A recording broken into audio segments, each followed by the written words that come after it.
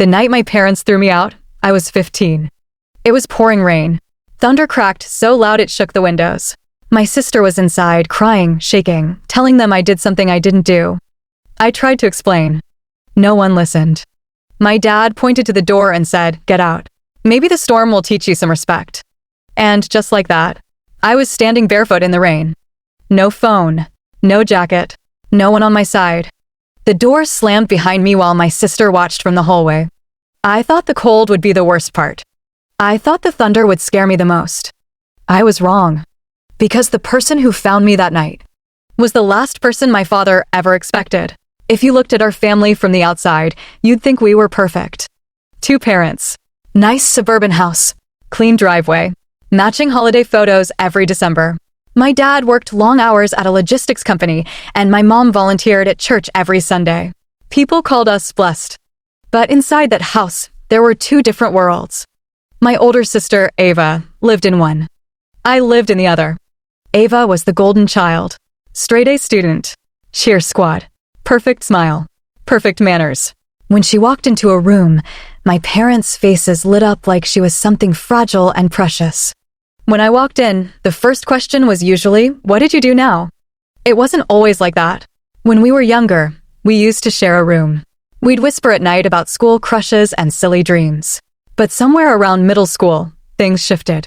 Ava started caring more about how things looked, how people saw her, how teachers praised her, how our parents bragged about her. And slowly, I became the shadow. If something broke in the house, I was asked first. If money went missing from Mom's purse, I was searched first. If there was an argument, I was told to apologize first. Even when I didn't know what I was apologizing for. The worst part wasn't the blame. It was the disappointment. My dad had this way of looking at me, not angry, not yelling, just tired. Like I was a problem he didn't know how to fix.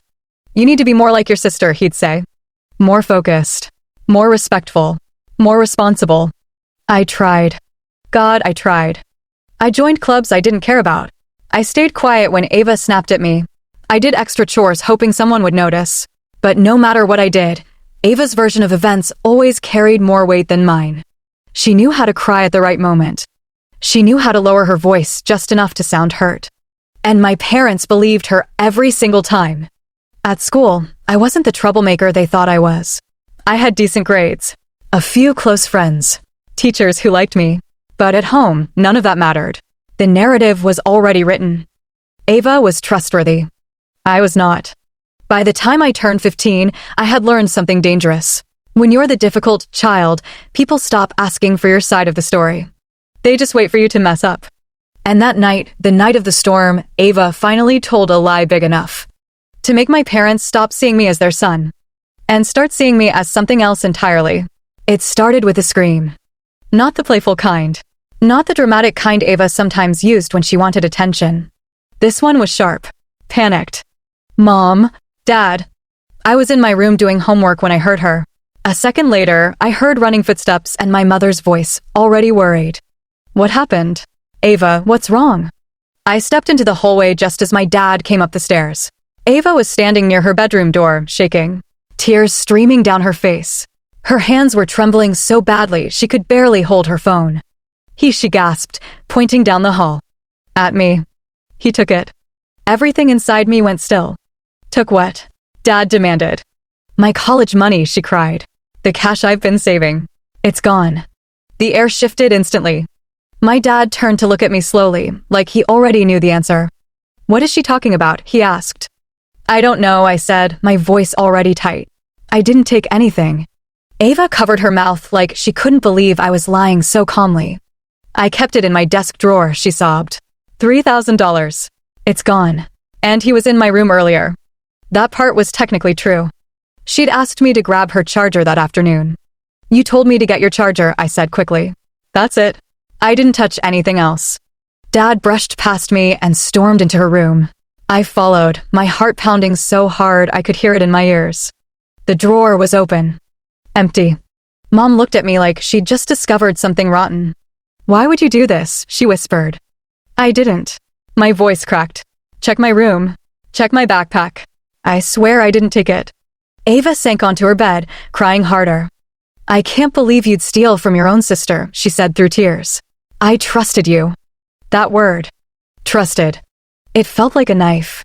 Dad walked back into the hallway and stood in front of me. Give it back, he said quietly.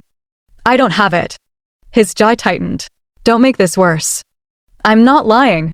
The silence that followed felt heavier than any shouting could have been. Then Ava spoke again. There's more, she said softly. Mom turned. What do you mean? Ava hesitated, just long enough to make it believable. He's been acting weird lately. Angry. Jealous. He told me last week it wasn't fair that I get everything. My stomach dropped. That's not what I said. You said I get special treatment, she shot back. Because you do. I yelled, then instantly regretted it. Dad's expression changed. So that's what this is about, his face seemed to say. Jealousy. Resentment. Motive. Mom crossed her arms. We tried to help you. We tried to trust you. I didn't take it. I was almost shaking now. Why won't you listen to me? But they weren't listening. They were connecting dots that Ava had carefully placed. She was crying. I was raising my voice. She looked hurt. I looked defensive. Dad walked into my room without another word. He opened drawers, checked under my mattress, searched my closet. Every movement felt like a verdict. I stood in the hallway, feeling smaller by the second. He came back empty-handed. But it didn't matter. Sometimes not finding proof doesn't erase suspicion. It just deepens it. I'm giving you one last chance, Dad said. Tell the truth. I am telling the truth. Ava looked at me through tears and whispered, Why are you doing this to me? And that was the moment I realized something terrifying. She wasn't panicking. She wasn't confused. She was performing. Every tear, every shake in her voice, every pause. It was controlled, calculated. And my parents were falling for it exactly the way she knew they would. Dad exhaled slowly, like he'd made up his mind. I can't believe you'd betray this family, he said. Betray. Not mistake. Not misunderstanding. Betrayal. The word hit harder than anything else. Because in that moment, I understood something I'd been afraid to admit for years. They had already decided who I was. And no amount of truth was going to change it. Outside, thunder cracked across the sky. And inside that house, the storm was just beginning. The thunder shook the house like something trying to break in. Or maybe something trying to get out. Dad didn't yell at first. That almost made it worse. His voice was low, controlled, final. Go to your room. Pack a bag. I blinked. What? You heard me. Mom stood near the kitchen counter, arms folded tightly across her chest like she was holding herself together. Ava was behind her, still crying softly, but watching. Always watching. Dad, please, I said. You can't seriously believe Enough. His voice cracked like the thunder outside. I won't have a thief under my roof. The word thief echoed in my ears. I didn't take it. My throat burned. Why won't you just check her room again? Check the house cameras. Call the bank. Stop blaming your sister, Mom snapped. Take responsibility for once in your life. For once. Like this wasn't just another chapter in the same story. Rain began slamming harder against the windows. The power flickered once. Twice. Dad walked to the front door and opened it. Wind burst inside, cold and violent, carrying rain that splattered across the floor. Maybe some time outside will help you think about what you've done, he said. My chest tightened. You're kicking me out? In this. Until you're ready to tell the truth. I looked at Mom. She didn't meet my eyes. I looked at Ava. For a split second, just one, her tears stopped. And I saw it. Not guilt. Not fear. Control. Dad grabbed my backpack from the hallway and shoved it into my chest. I hadn't even packed it. It was half-zipped, empty except for a notebook and a pen. Go. I stepped backward as the wind howled louder. This is insane, I whispered. Go, he roared. And then, he pushed me. Not hard enough to knock me down, but hard enough to send the message. I stumbled onto the porch. Rain instantly soaked through my shirt. The cold hit like a slap. For half a second, I thought he would stop. That he'd call me back. That this was just a scare tactic. But instead, the door slammed shut. The lock clicked. And through the narrow glass window, I saw my family standing inside. Dry. Warm. Together. While I stood alone in the storm, the rain swallowed everything. Within seconds, I was drenched. My shoes filled with water. My shirt clung to my skin like it was trying to pull me down. The wind howled through the trees, bending them violently, like even they couldn't stand upright tonight. I stood there for a moment, staring at the front door. Waiting for it to open. Waiting for Dad to realize this had gone too far. Waiting for Mom to come running out with a towel and say, "Okay, that's enough." It didn't happen. The porch light flicked off. That hurt more than the push. I stepped off the porch slowly, my legs shaking, not just from the cold, but from the realization settling in. They meant it. Lightning split the sky, turning the street white for a second. The houses around us looked distant, silent. No one peeking through blinds. No one stepping outside. I was 15. And I had nowhere to go. My phone was still on my desk inside. No jacket. No money. Just a half-empty backpack and the sound of thunder chasing me down the sidewalk. I started walking. Rain ran into my eyes, mixing with tears I didn't even remember starting. Every car that passed sprayed water across my legs. My teeth began to chatter. My fingers felt stiff. What if they never called me back? What if they really believed it? The thought hollowed me out. I replayed everything in my head. Every word Ava said. Every tear. Every look my dad gave me. It didn't matter how loud I told the truth. In their eyes, I was already guilty. Another crack of thunder boomed overhead, so loud it made me flinch. I ducked under a bus stop shelter a few blocks away, but the wind still pushed rain inside. It offered almost no protection. I hugged myself, trying to keep warm. Cars passed. No one stopped. Minutes felt like hours. And for the first time that night, fear crept in deeper than the cold. Not fear of the storm. Not fear of being wrong. Fear of being invisible. Because if your own family can close the door on you, who in the world would ever open one? I don't know how long I stood under that bus stop. 10 minutes. Maybe 30. Time felt strange in the cold. My fingers were numb. My shoes squished every time I shifted my weight. The streetlights flickered in the wind, casting weak yellow halos that barely cut through the rain. That's when headlights slowed in front of me. Not just passing. Stopping. My heart jumped into my throat. A black SUV pulled to the curb. The engine idled for a moment, like whoever was inside was deciding something. Then the driver's door opened. A tall man stepped out, immediately getting soaked. He didn't seem to care. "Hey," he called over the storm. "Kid, are you okay?" I hesitated. Every warning I'd ever heard about strangers flashed in my head. But so did the image of my porch light turning off. "I'm fine," I lied.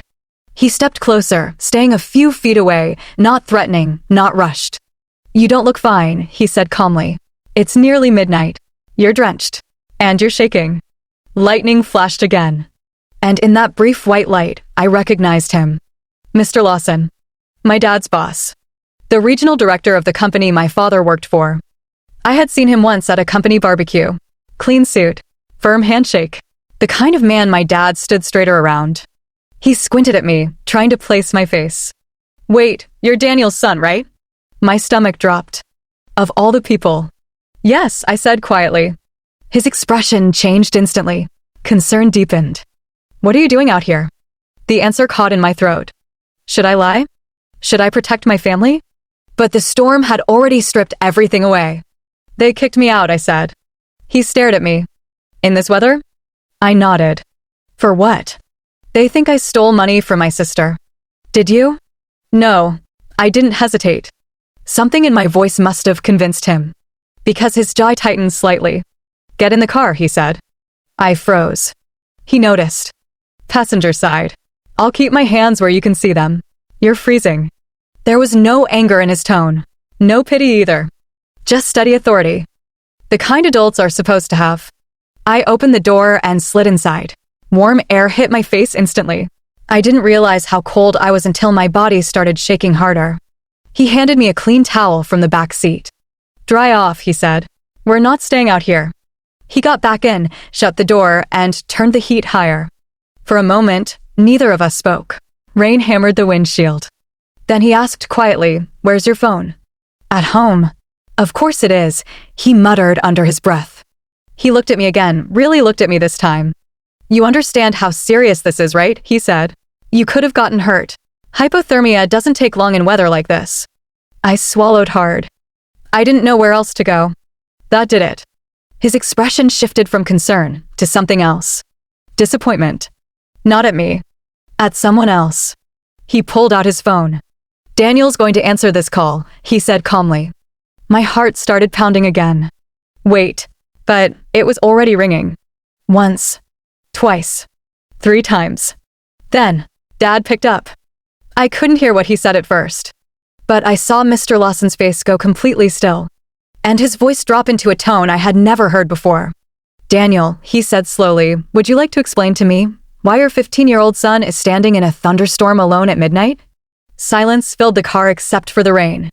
Then Mr. Lawson looked at me and nodded once. "We're coming over," he said. And for the first time that night, I wasn't the one in trouble anymore. The drive back to my house felt longer than the walk away from it. Rain pounded against the windshield, but inside the SUV, it was quiet, controlled. Mr. Lawson didn't say much after the call. He didn't need to. The tone in his voice had already said everything. When we pulled into my driveway, every light in the house was on. Dad was standing behind the front door, waiting. He opened it before we even reached the porch. The second he saw who stepped out of the driver's side, he froze. Not confused. Not angry. Frozen. "Sir," Dad started, clearly caught off guard. "I didn't expect." "I'm sure you didn't," Mr. Lawson replied evenly. Mom appeared behind Dad, her hand covering her mouth when she saw me. Ava stood farther back in the hallway. Dry. Safe. Watching. Mr. Lawson gestured toward the house. "May we come in?" Dad moved aside immediately.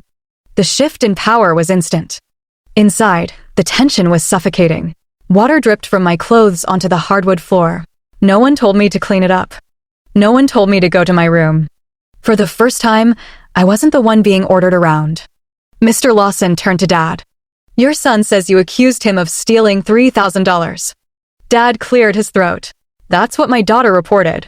"Reported," Mr. Lawson repeated slowly. "And your evidence?" Dad hesitated. Mom stepped in. The money was gone.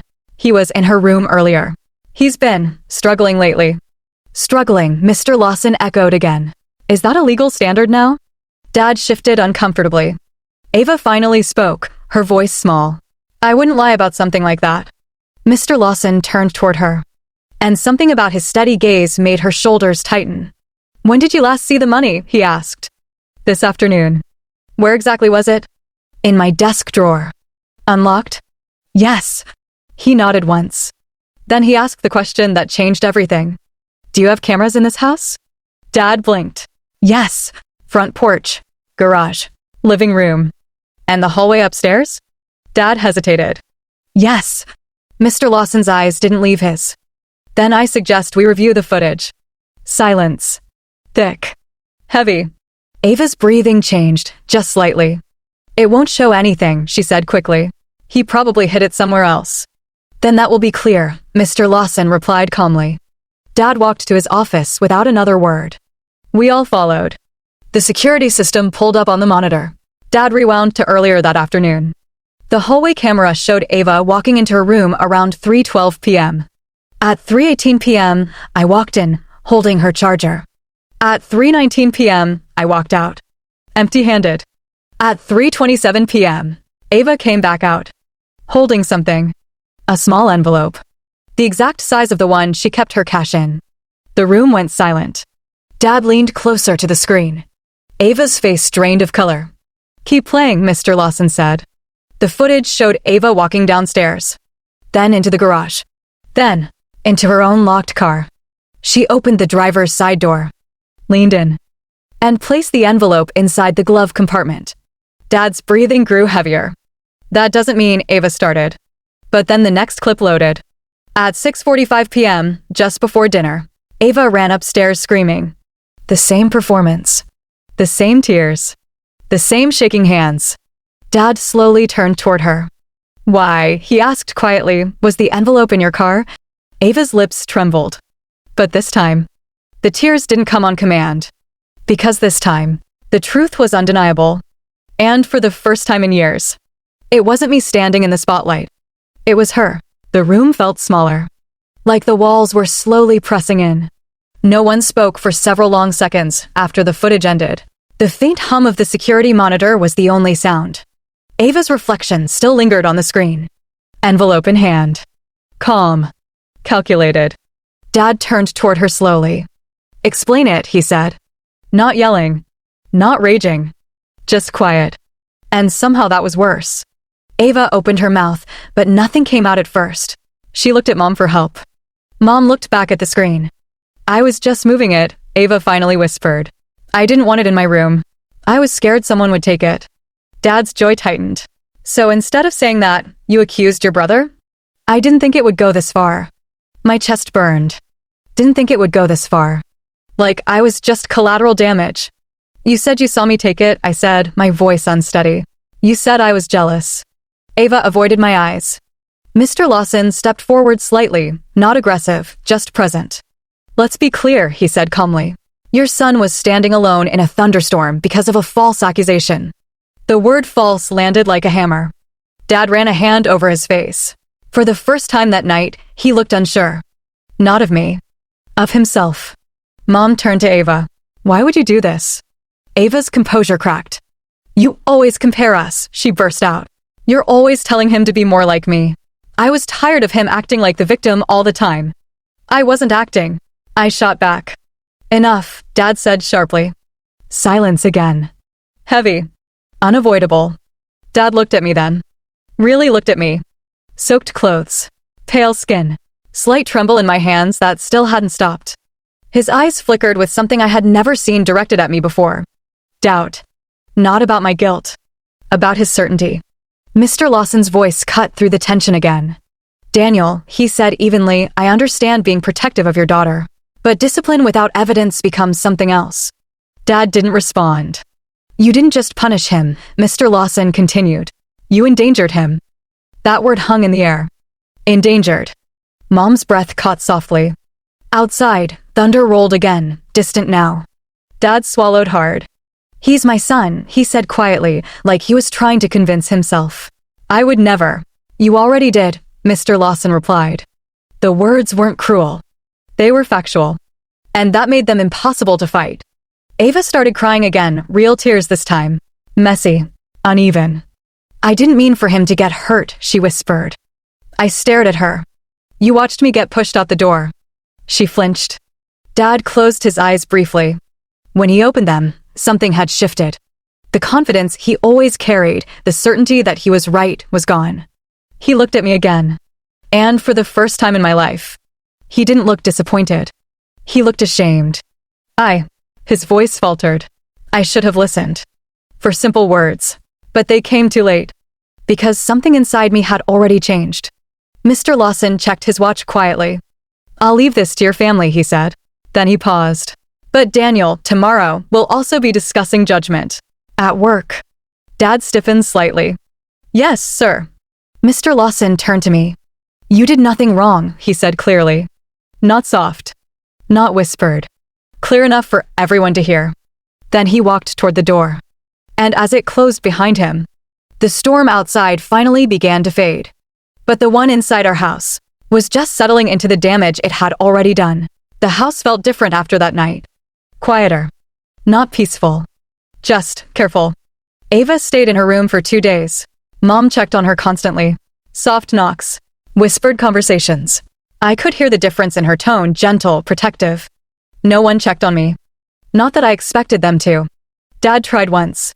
The morning after everything, he knocked on my bedroom door. Not the usual sharp, impatient knock. A hesitant one. Can we talk? He asked. I was sitting on my bed, staring at the wall. About what? I replied. There was a pause. I made a mistake. The words hung in the air. A week ago, hearing that would have meant everything to me. Now, they felt small. You didn't believe me, I said quietly. I should have. But you didn't. Silence.